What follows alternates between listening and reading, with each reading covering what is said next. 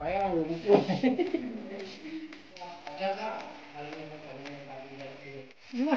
banyak ini.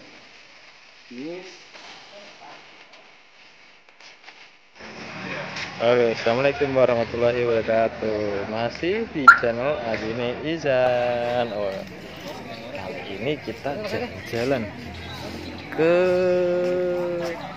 Taman Sari, Yogyakarta.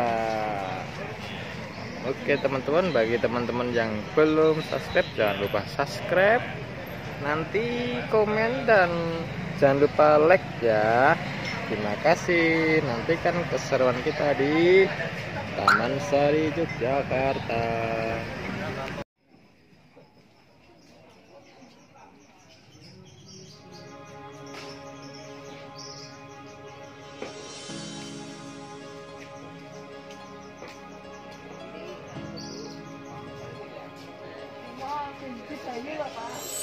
Nah ini biar tiketnya dulu hanya ini 5. Kita sudah sampai di komplek Taman Sari. Ini nunggu dulu karena satu rombongan itu minimal 5 orang sampai 10 orang disertai satu pemandu. Ini dari dari petugasnya, karena era pandemi ini jadi dibuat kelompok-kelompok. Kalau biaya dari pemandunya itu sendiri 100.000, kalau tiket masuknya per orangnya 5.000, jadi ya cukup terjangkau. Nah, nantikan perjalanan kita selanjutnya tetap di Agini Izan. Terima kasih. Taman Sari itu bagian kerajaan Yogyakarta. Jadi kerajaan Islam itu membuat paket kerajaan itu mesti ada keraton, ada masjid, alun-alun, dan selalu mesti ada kolam. Makanya kolamnya juga di sini.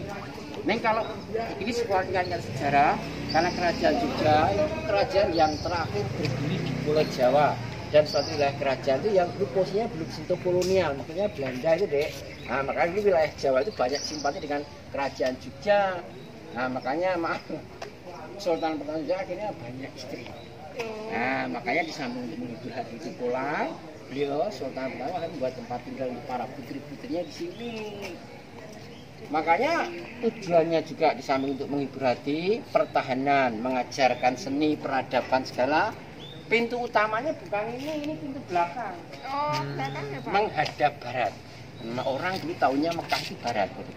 Cuman Islamnya Islam Kejawen. Kalau keraton sampai sekarang itu penguasa Gunung Merapi, lalu hulunya Laut Selatan itu diakui. Maka dalam buat keraton Jogja itu pintunya utara selatan supaya tidak mulai gunung sama laut ini. Nah itu kalau keraton Jogja. Coba sini geser. Ini namanya gedung pengunjukan untuk menaruh minuman. Ini gedung temanten itu untuk istirahat rajanya. Ini juga untuk istirahat selirnya. Nah ini kan pintu belakang tuh dek. Nanti setelah beliau dan keluarga itu menghibur hati di kolam, nah baru keluarnya lewat sini itu loh. Nah beliau karena seorang panglima perang, makanya di sini kan juga beliau dibuat istana putri tadi loh.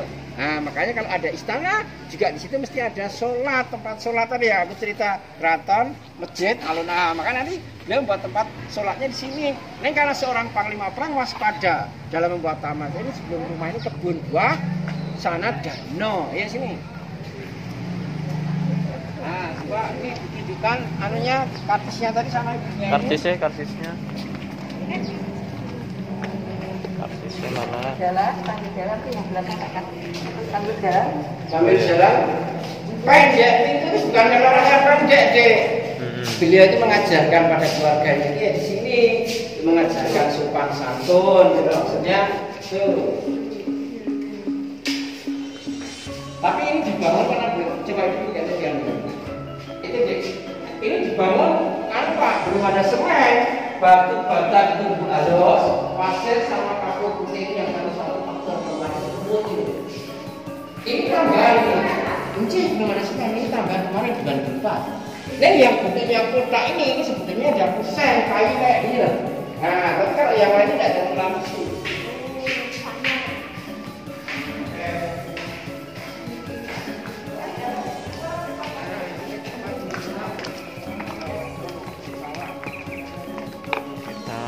menyusuri dalamnya Taman Sari, Yogyakarta.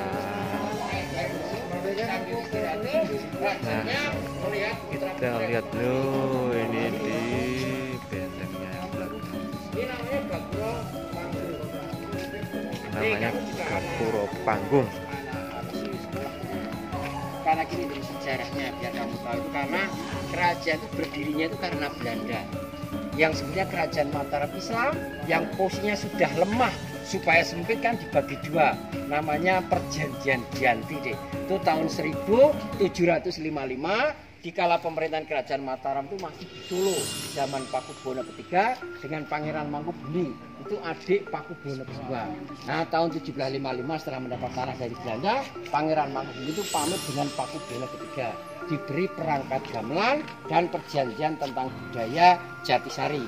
Dan setelah menemukan tempat hutan Bring, dibalah keratonnya. Makanya Jogja belum namanya dari kata ajaran budaya. Nah, dalam buat keraton itu lurus, makanya Jogja itu tidak pernah banjir. Gunung Merapi itu simbol ketinggian, sumber airnya. Ke selatan itu Tugu Jogja di tengah jalan, itu simbol dari manusia mengambil dulu laki-laki tiga. Keraton itu simbol dari alam. Tanahnya selatan sana Panggung Keraton bentuknya kayak ini juga simbol dari manusia mengambil dulu Joni. Laut selatan itu air dan indah, terusnya gitu. 23 km dari keraton ke Gunung Merapi, 27 km dari keraton ke laut, 2 km ke timur Sungai Cude, 2 km ke barat Sungai Minang. Di gunung, laut, sungai, laki-laki, perempuan. Nah, makanya Yogyakarta dari kata ajaran budaya, simbolnya keraton itu bertemunya orang dengan budayanya membentuk ajaran budaya. 1755 dianggap selesai, 1756 berdiri kerajaan Jogja dan Pangeran Mangkubumi bergelar Sultan Hamengkubuwono Mataram Yogyakarta, Senopati Pintrang Pangotong.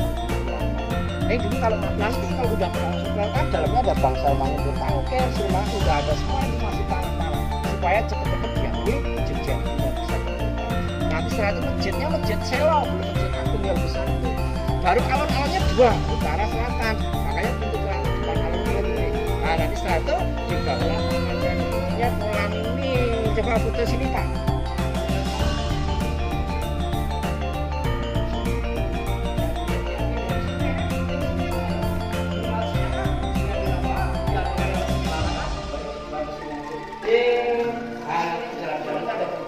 Tinggal di sana, maka di situ ada tempat sholat. Nah, dia itu menanggalkan pakaian pusakanya. Nanti setelah berkenaan, dia milih jalan turun atau dari atas turun lah. Jadi yang jaga Di atas itu ya, Pak? Dan nanti diberi kehormatannya tidak mengatakan.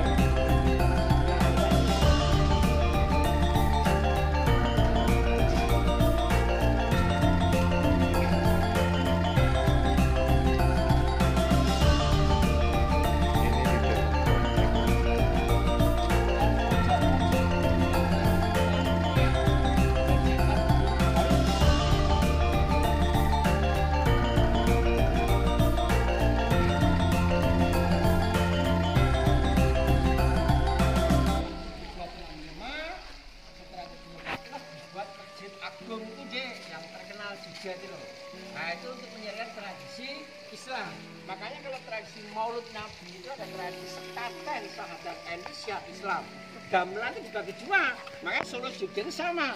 Gamelan itu dibawa dari keraton ke Masjid Agung itu deh. Sama Solo juga Masjid Agung. Supaya orang itu tahu manfaatnya gunaan masjid itu. Nah nanti setelah itu dilengkapi dibuat benteng keraton Jogja itu 1 km persegi supaya kerajaan Jogja itu lengkap. Coba fotonya dari sini.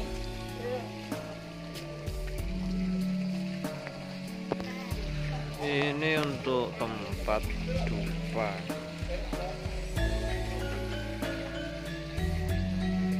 Nah, dari sini. Dek, yuk. Ini yang dilepas enggak, Pak? Wah, pasti dari sini. Ini, ibu mau enggak? Mau banget. Mau banget.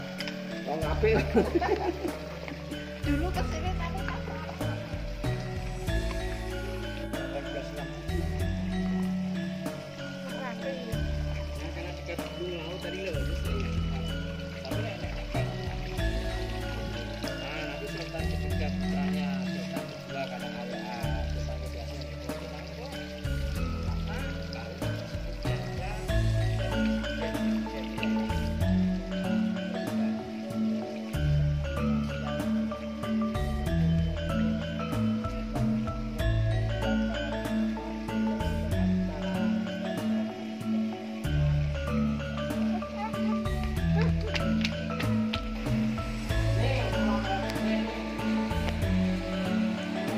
Kita memasuki ke dalam bangunan di Taman Sari. Ini masih asli.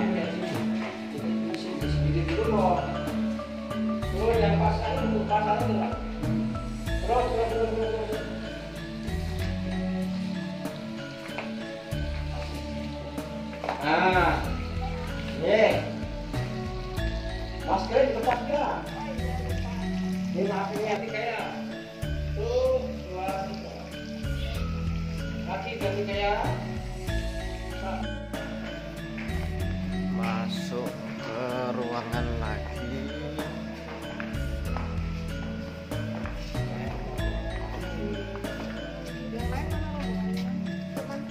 keluarga. Coba sini. Ini namanya bangunan apa, Pak? Nah, ini pintu utamanya. Oh, depannya ini, depannya. Weh, menghadap barat tadi loh. Ya. Ayo, berlima deh. Dan itu ada ini istananya itu yang kelihatan dari sini tuh. Nah, itu hancur gempa nanti aku belum cerita zaman Sultan. Ini masjidnya. Nah, karena kejauhan itu kalau dianggap benar dilakukan. Nah, makanya dalam membuat masjid itu muter supaya bisa melihat dari dalam lewat segala arah. Ini tempat semedinya. Nah, ini tempat mandi tadi, ini anak Seleraja, ini kebun buah taman. Kita ketemunya di sini. Ini gambar juga terbalik. Mau gambar apa ya? Tutup. Mau enggak? Pakai HP yang depan. Nah, itu yang tadi Bu, yang satu garis lurus tadi itu. Ini ada nilai sejarahnya, ada nilai sejarahnya. Nah, ini yang Islami ini kan kaligrafi. Ini dijual nanti lepas itu dicopot. Nah, itu ingat yang mudah ya. Kalau masang ada dua cara. Yang ini kan ada benang emasnya, ini lampu ditaruh dari depan. Tapi kalau ini kan tidak ada benang emasnya. Ini lampu cahaya dari belakang. Ini kita di galeri di dalam komplek Taman Sari dari Abdi Dalam. Oh, sama kalau pameran ya juga. Karena kalau pameran kenapa? Ini anaknya Sultan jadi kita masih tahu jadi tanya wayang ini kayu mereka bikin tanah asli ini ya proses. Pernah lihat ya prosesnya Klaten cuma 350 ribu ini kali tulis ini 200 ribu tapi Nah, cantik lah.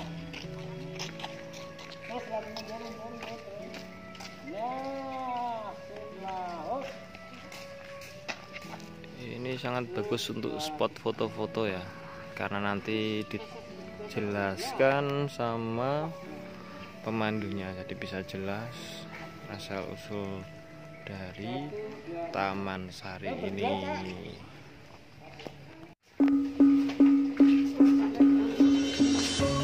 Kita memasuki istana Keraton Yogyakarta. Ini 15 meter ini, Pak. Karena sekarang untuk mantau keadaan keraton tuh, Pak.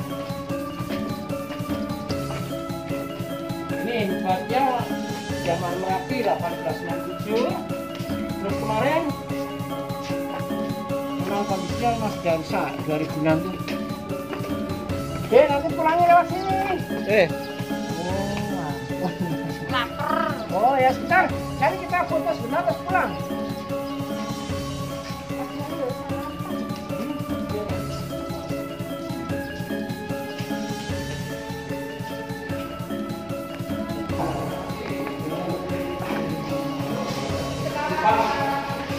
Sini.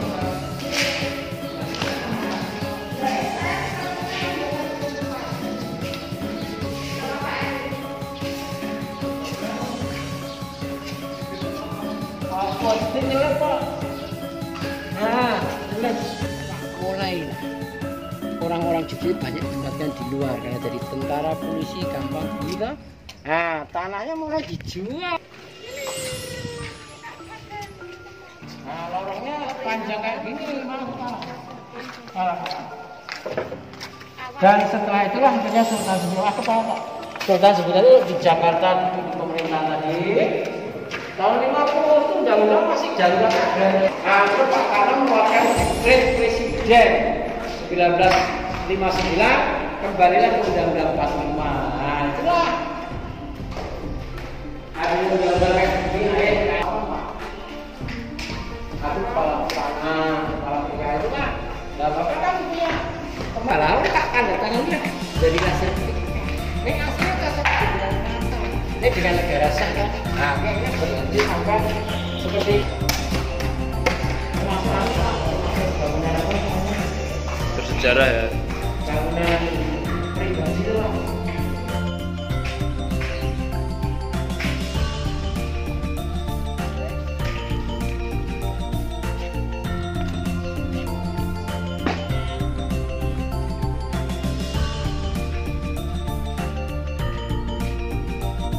Itu tadi perjalanan kita keliling Taman Sari.